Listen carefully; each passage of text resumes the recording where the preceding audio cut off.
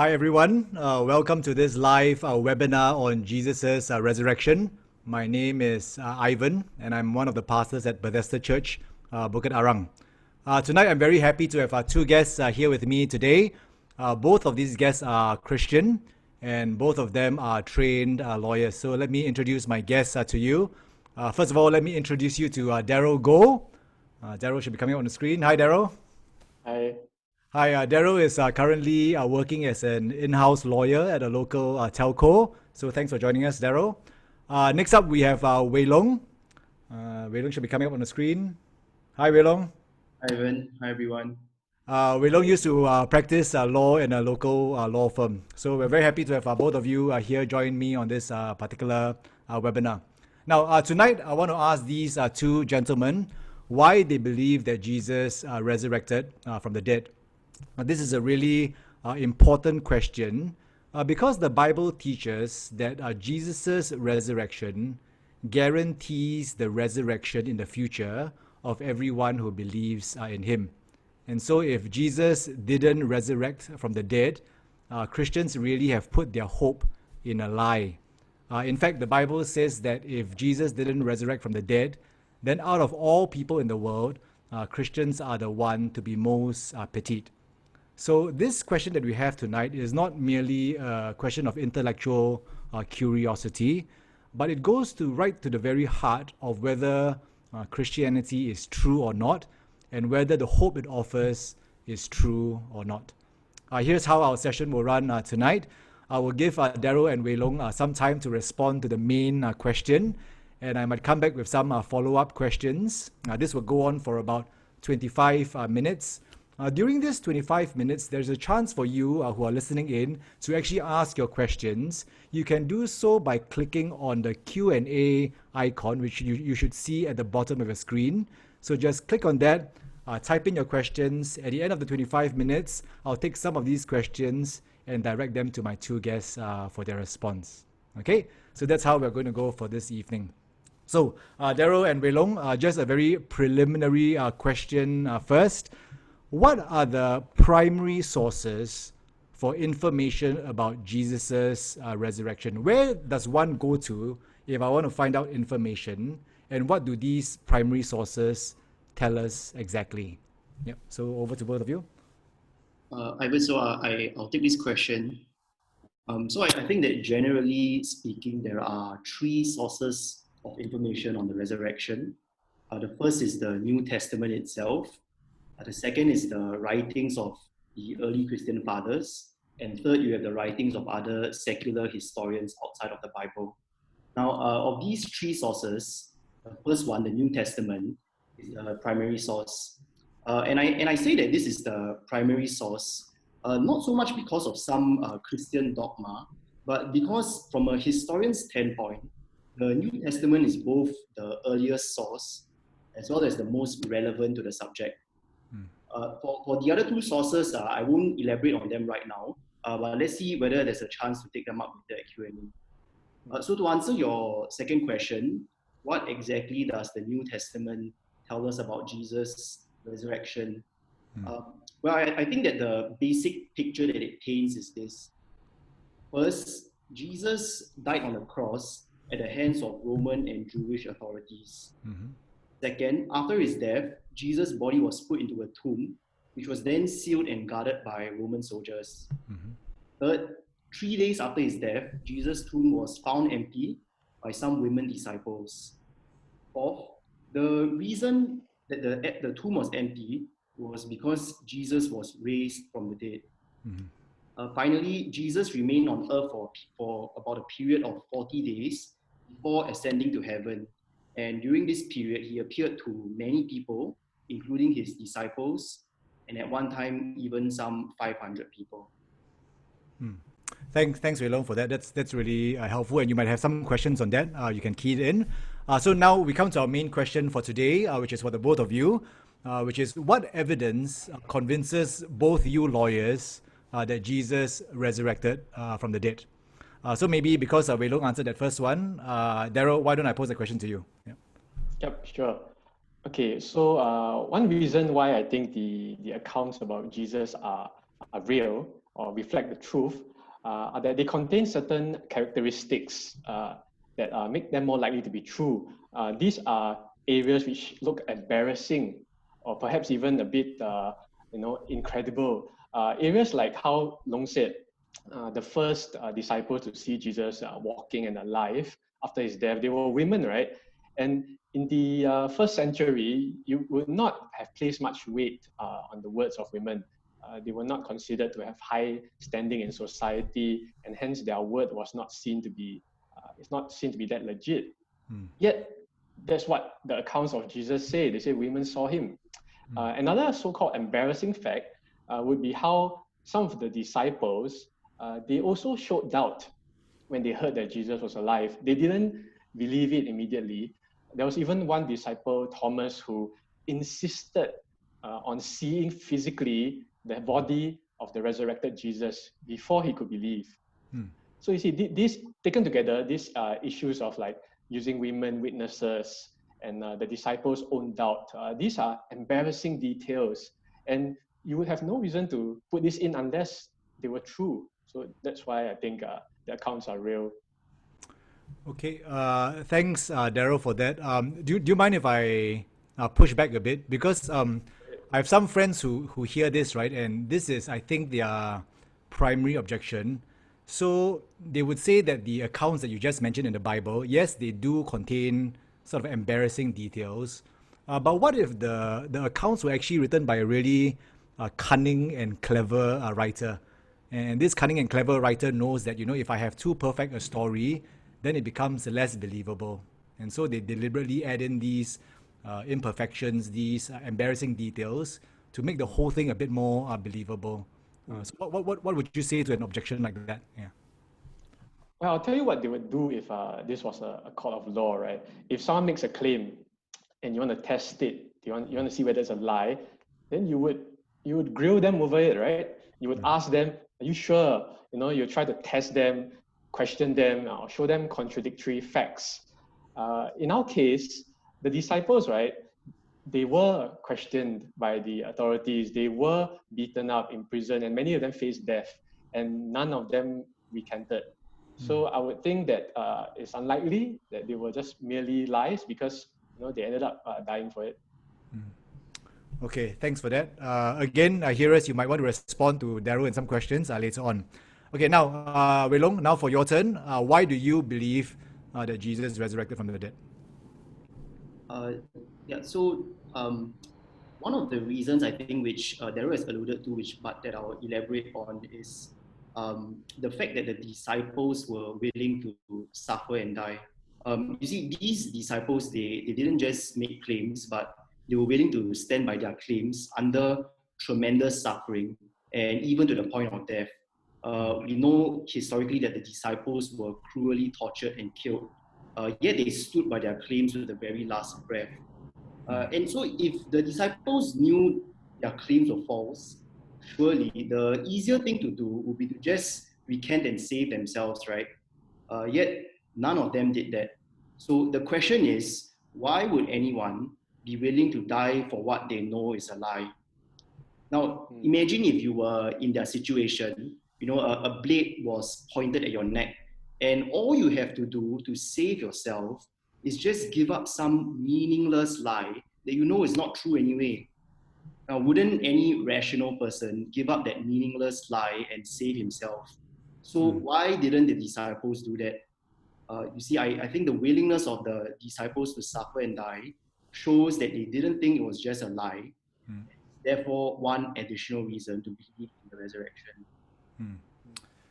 Yeah, thanks, Long. I hear what you're saying. But again, as with Daryl, let me play devil's advocate a bit. So, we see in history and we see in our news that there are terrorists, there are extremists who are willing to give their lives for the causes that they believe in, right? Whatever these causes are, they could be religious in nature or not. So my question to you is, why aren't you a believer in all these other causes if martyrdom, being willing to die, is so convincing for you as a proof? Yeah, would you like to respond to that? Ivan, I think that's a really great question. Well, I think that there's actually a subtle but a very important difference that we need to see between the disciples and modern day martyrs. So both might be equally willing to die for their cause, but the disciples' claims are that they personally saw and heard the things that Jesus did. So because they personally saw and heard the things Jesus did, if it were false, they would know it was false. On the other hand, if you compare this to contemporary martyrs like terrorists, they can only take in trust what other people have told them. So no one is saying that we doubt their sincerity, but they are simply not in the same kind of position to verify their own claims. Let me just give you a quick example. Imagine if you have two witnesses who testify in court about an accident, witness A and witness B. Now, both witnesses might be equally willing to put their credibility on the line and swear an oath in court. But the difference is this: witness A personally saw the accident, whereas witness B merely heard about it from his brother. Now, both might be equally willing to put their credibility on the line, but I would like to ask you, who has the better evidence here? I think it's witness A who has the better evidence, right? Because he doesn't simply have what we call hearsay evidence. So coming back to the disciples, witness A is the disciples because they personally saw and heard what Jesus did. On the other hand, witness B are the contemporary martyrs because they didn't personally see, but merely take in trust what others have told them. Thanks, Long, for that. By the way, I really like how you and Daryl are both using illustrations from law, so that's really helpful. Okay, now back to Daryl. Daryl, what else convinces you that Jesus resurrected from the dead? Okay, how Christianity sort of took off, right? Started with people seeing Jesus resurrect. They saw it in Jerusalem. I think later on they saw it elsewhere within Israel, and then these Christians spread out, throughout Asia, throughout Europe, proclaiming that Jesus had resurrected. So that's how Christianity spread. What's interesting is that Christianity spread at the time, right, and a place that was hostile to it. So the authorities in Jerusalem, the authorities in Rome, they all didn't like Christianity. They had every reason to squash it because it was a threat to the status quo. It was a threat to the current order at the time. And just like in today's world, right, if there is certain news that the authorities don't like or would like to suppress, they will rebut it, right? They will send out WhatsApp, Instagram to tell you this is fake, or instead, this is the alternative that we have, and you decide for yourself. So back in the day, right, when Christianity was spreading, the Jews and the Romans, they had all the resources that they at their hand to try to squash Christianity, to try to prove it wrong, to try to say that no, Jesus hasn't resurrected. Jesus, you're all believing a lie. But there was nothing that succeeded. You see, they were not able to squash this growing religion. And I think the fact that it grew so fast and so explosively suggests something, right? It suggests that people genuinely believe this. And as Long pointed out, they believed it enough to die for this belief. So again, if you're willing to die for it, it's likely to be true. Yeah, Daryl, thanks for that. So I think if you read sort of the historians, Christian and non-Christian, I think amongst historians there's consensus that Christianity as a movement really exploded from the first century onwards. And what I'm hearing from you is your explanation for the explosion of Christianity is that the first Christians did see the resurrected Jesus, and they went around preaching that they saw the resurrected Jesus to anyone and everyone that they saw. So that's sort of your hypothesis. But can I just offer an alternative hypothesis?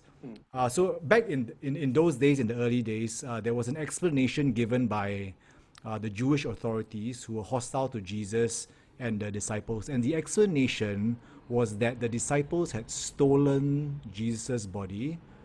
They had hid the body, but then they went around telling everybody that, that Jesus resurrected from the dead, right? So if that is true, then Christianity's explosion as a movement is not necessarily proof that a resurrection actually happened, right? Do you get what I'm saying? Yeah. So I mean, what would you say to that alternative hypothesis? Yeah. So the hypothesis that the body of Jesus was taken away by the disciples and hidden, right? Yeah. What I find interesting about this objection is that it actually admits that the tomb was empty, right? If you say the disciples took it, yeah, you're accepting it's empty, and the authorities' explanation is that the body was stolen. If you recall the criterion of embarrassment, right? If a fact is embarrassing, yet it still comes from you, it's more likely to be true. Okay, so I think we can take it that it's likely to be true. The tomb was empty.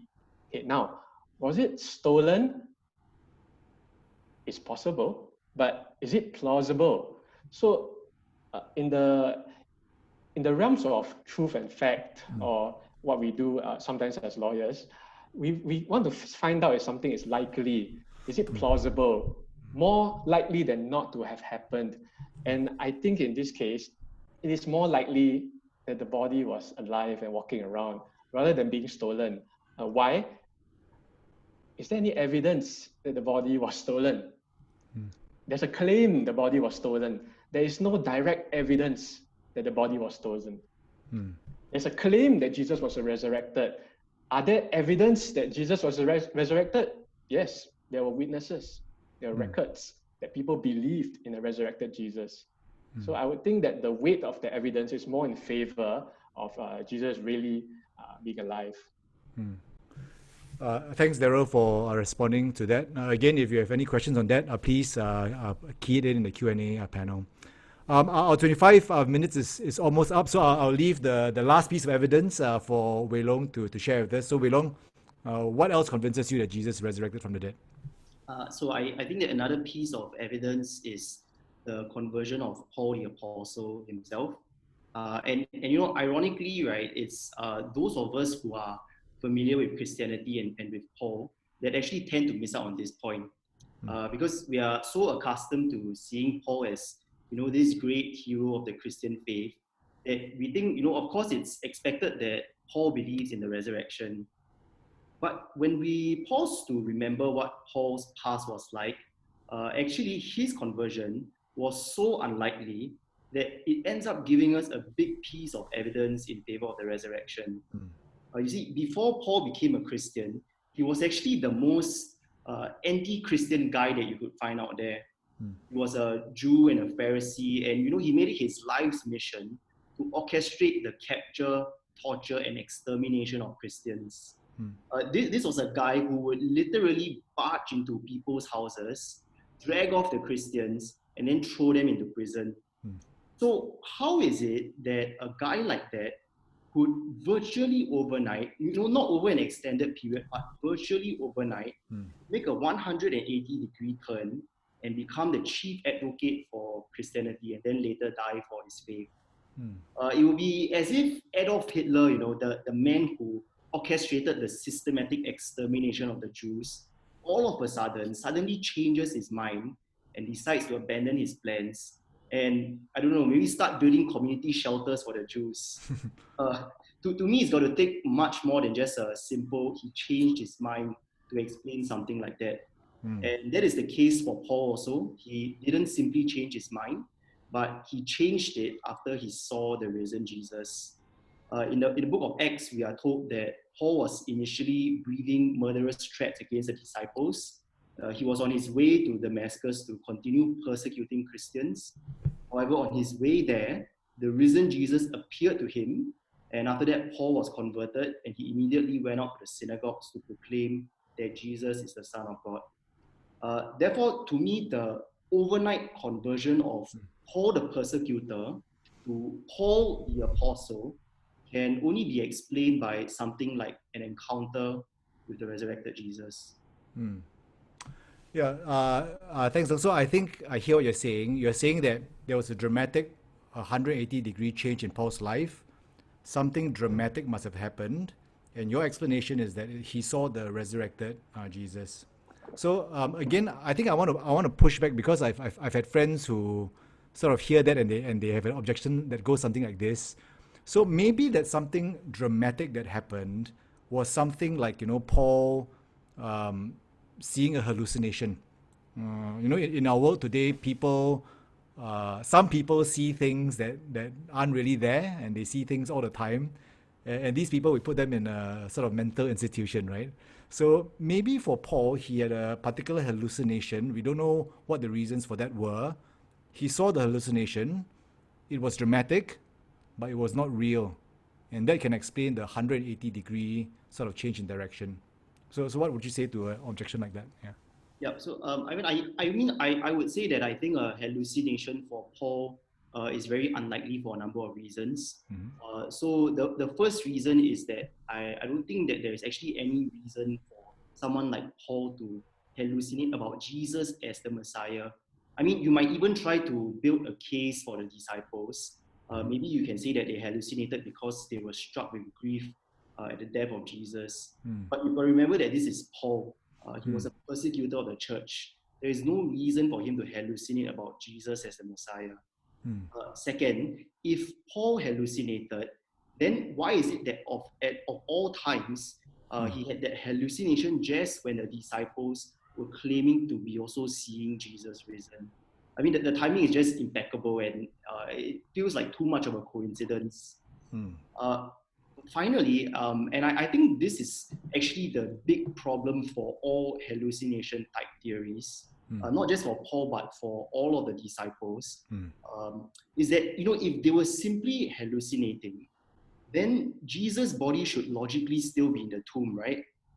So if Jesus' body was still in the tomb, then why didn't the Jewish authorities produce his body from the tomb to silence Christianity once and for all?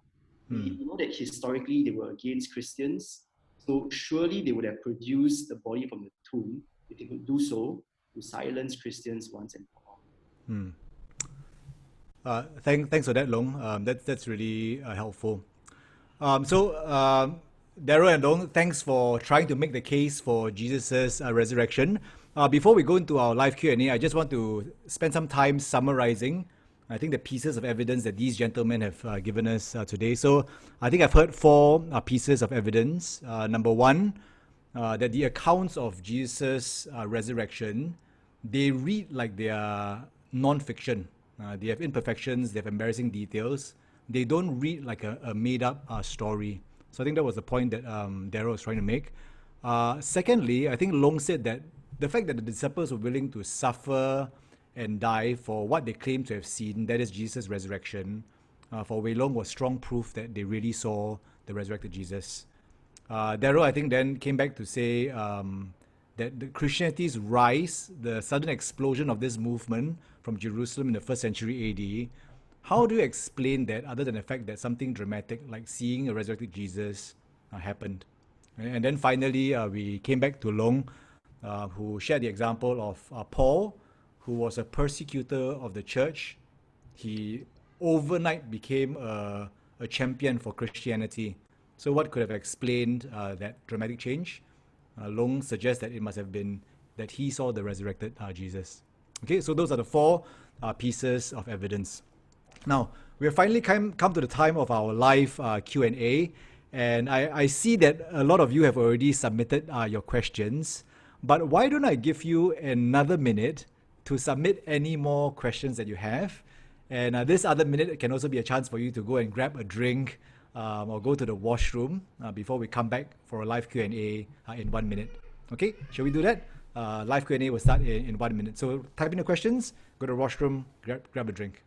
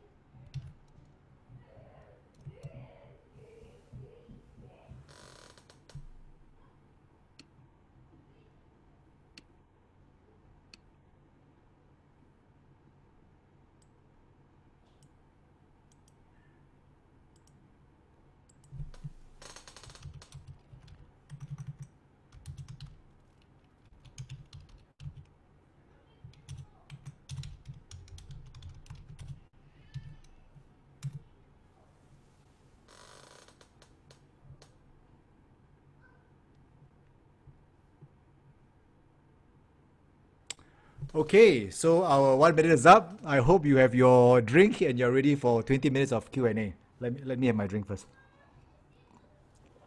Okay, so we've got quite a number of questions, so we'll try to get through many of these as possible. So I think the first question, let me direct that to Wei Long.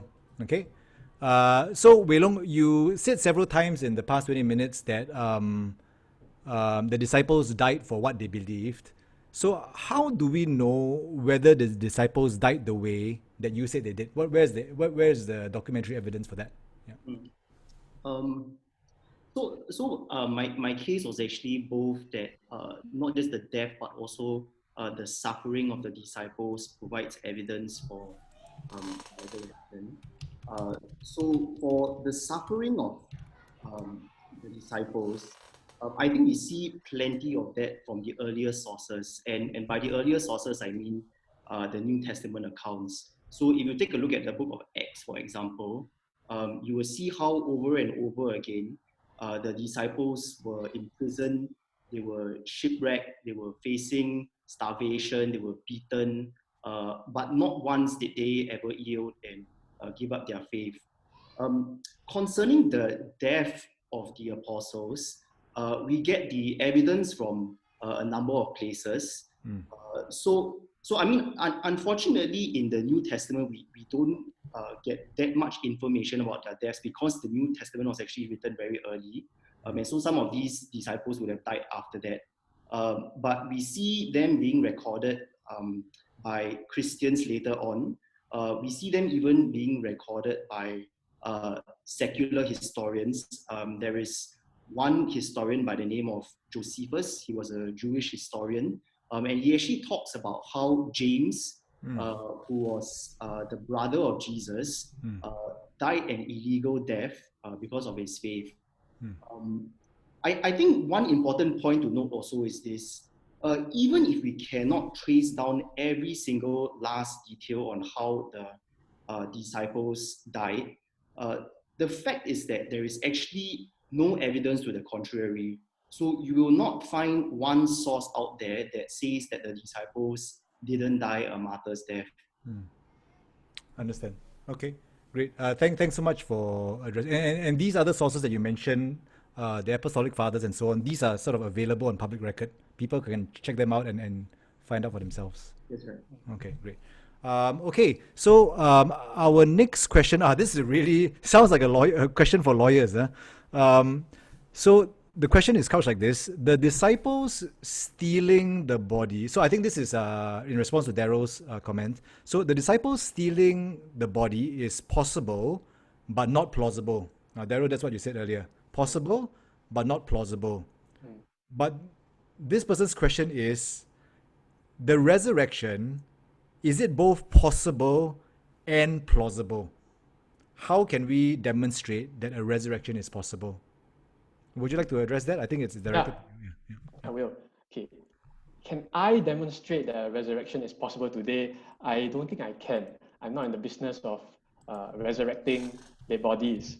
But if we follow the logic, right? What did Jesus say before his death? Who did he claim to be? Whose authority did he claim to have, right? He claimed the highest possible authority imaginable. He claimed to have the power of God, to have the authority of God. He demonstrated this through several recorded events. Some other miracles, turning water into wine. He also revived other people from the dead. Okay, so Jesus has pitched his power at like the highest ever, right? If he has the power of God, then logically he will have the power to do anything. He could even have the power to return from death. So I think that's how the logic goes. He would have the authority and power to return from death. Okay, is it plausible? Is it likely that he did return from death? That this miracle of the resurrection really happened? Well, we have records, right, that it happened, that people saw it happen. And these people did not change or amend their records even under threat and execution. So we have the best evidence that was able to be procured and recorded at that point in time. You see, at that point in time, right, there was no video, there was no live streaming. How people preserved what they saw was to share it with each other orally and then write it down. And what they have written down has been passed on to us today.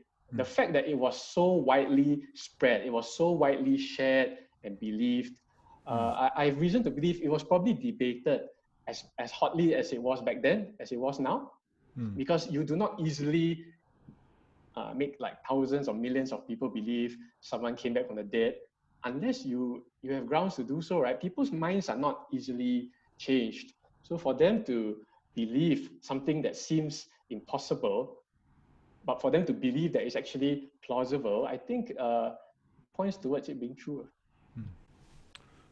Thanks for that, Daryl. Our next question coming in fast and quick.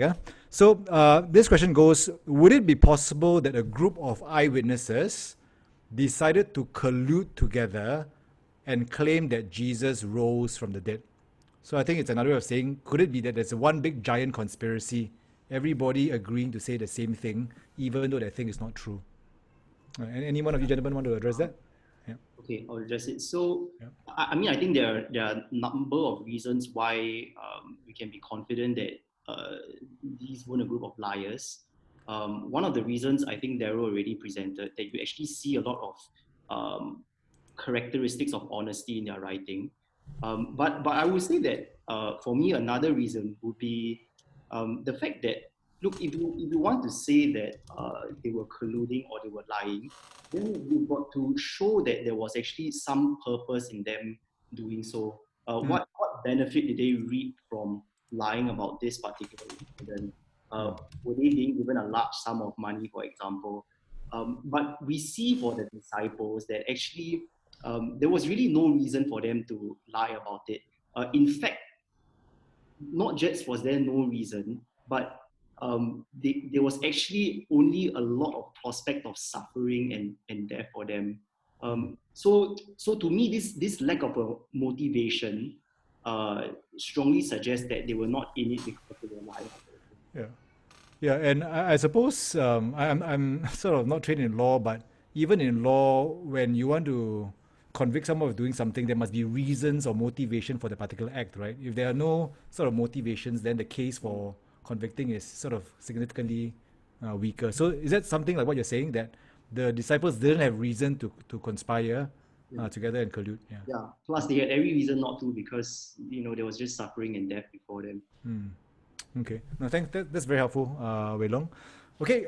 Next question. Okay. So I think this is a person who has read the New Testament accounts of the resurrection, and so this question is referring to a particular eyewitness account written by a guy called Mark, and this person is asking, why is Mark's record of Mary Magdalene's response different from the other Gospels' record? So let me just try to explain, because I know there are some of you listening who are not Christians, so let me just explain those terms. So Mark is one of the people who wrote down what happened. He writes of Mary Magdalene, who saw the resurrected Jesus, responded a particular way.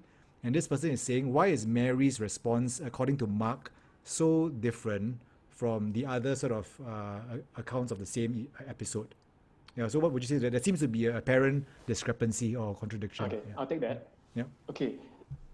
The historical Gospels, right, by Matthew, Mark, Luke, and John, right? You see, these Gospels, they were written down, right, like I said earlier.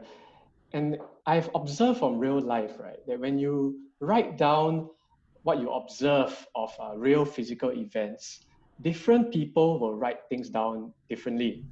So when I was just starting out at work, right, you are like the most junior. So when you sit in on the meeting, you are asked to take notes with pen and paper, and you take notes verbatim. So you try to write down almost everything that you see and you hear. And I would not be the only one taking notes. My colleagues will also be taking notes at the same time. And after the meeting, it would have been my job to put the notes together, to file them, and I would take a look at and read them as well. And one very interesting thing I noticed, the notes are never identical. They would reflect So someone might have said something in the meeting, right, orally, they might have said a certain phrase. Even words coming from a person's mouth, they are recorded slightly differently by different human beings.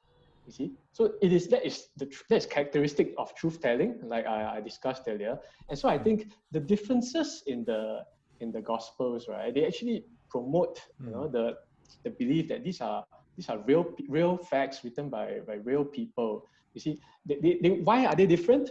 Well, different writers and different editors have different ways of compiling what they see, right? But I think the general thread that we see among all these writers is that they believe that Jesus was alive, that he died, and then he came back.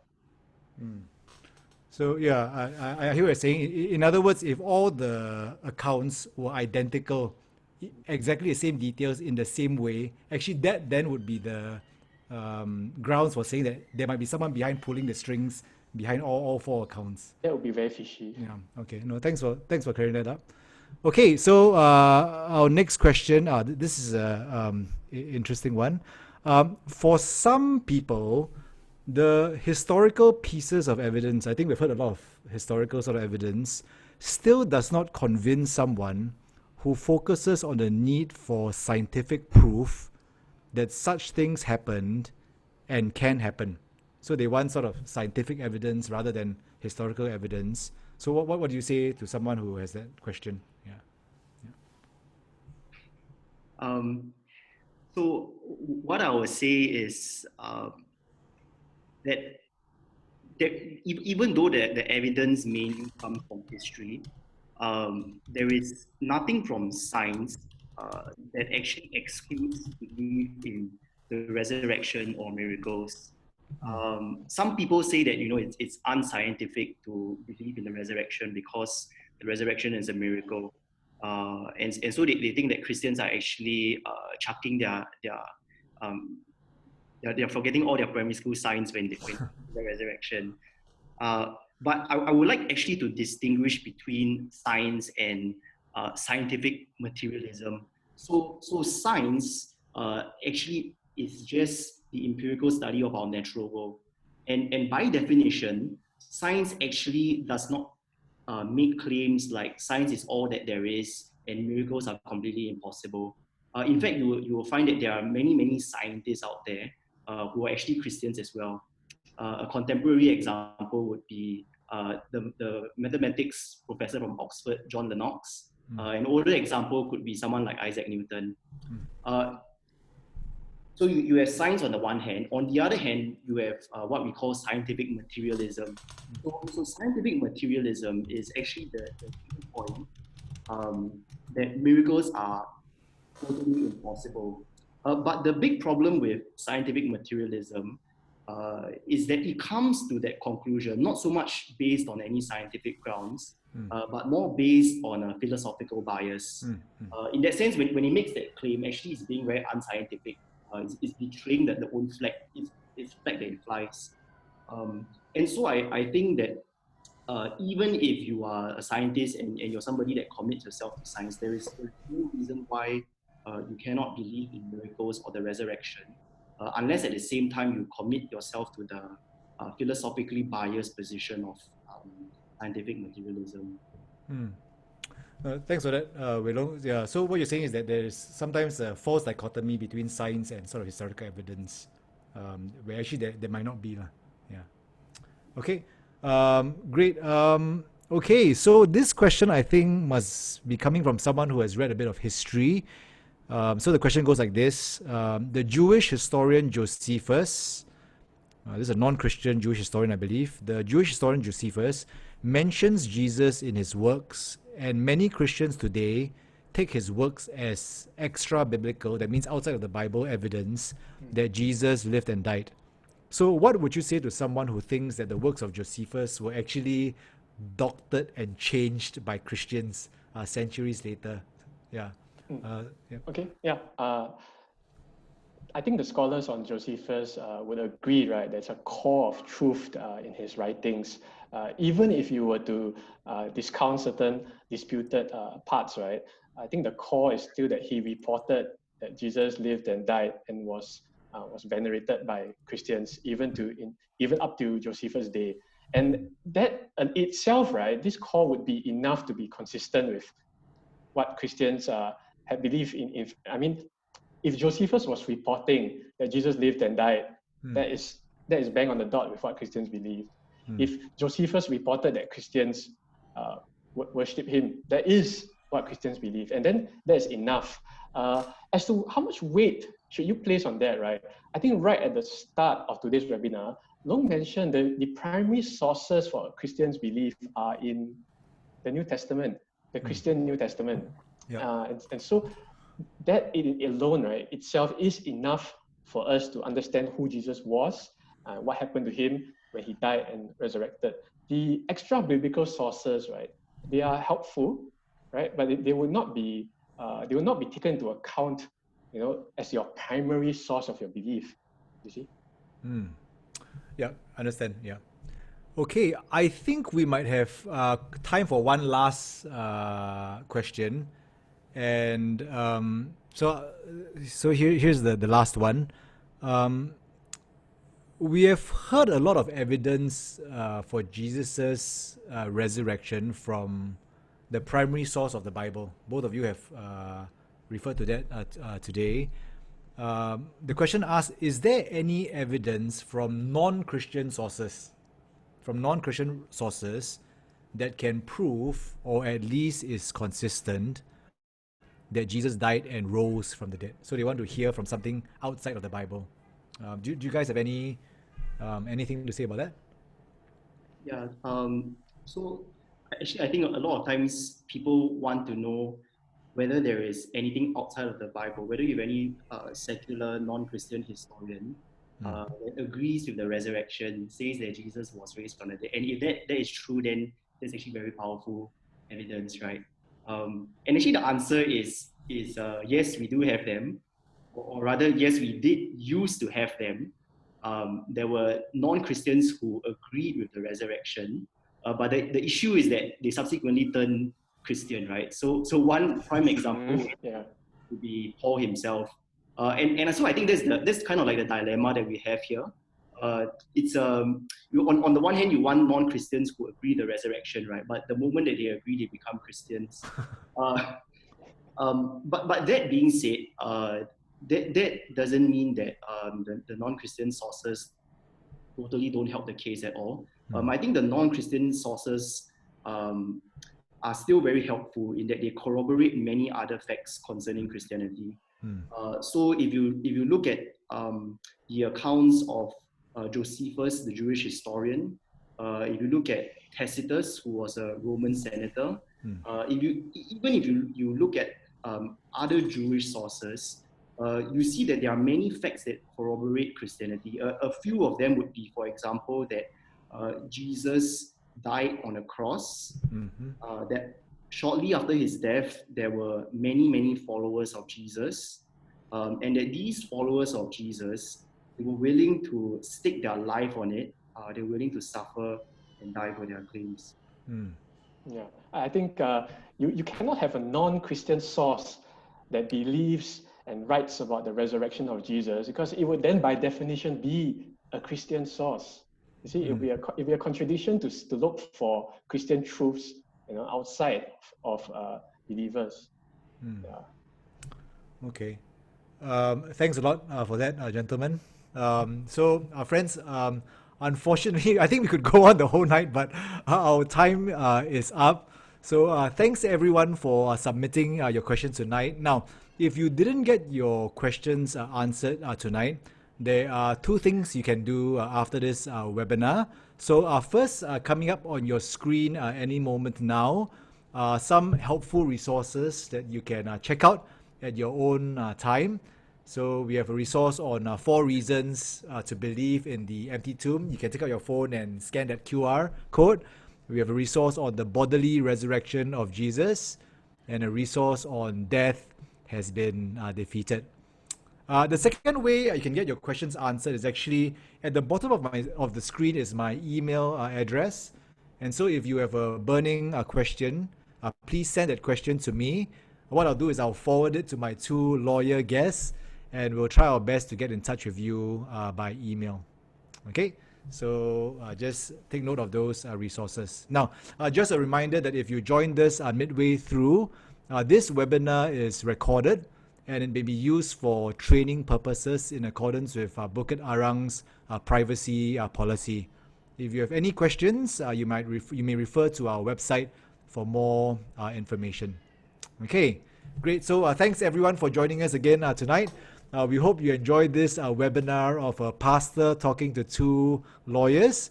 If you enjoyed our session tonight, why not join us next week, same day, same time for our next episode.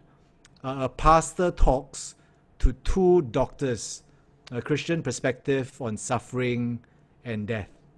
So we hope you can join us for this webinar, and why not invite a friend as well. So thanks Daryl and Wei Long for joining us again. Everyone stay home and stay safe. Good night everyone. Hope to see you next Thursday. Thank you.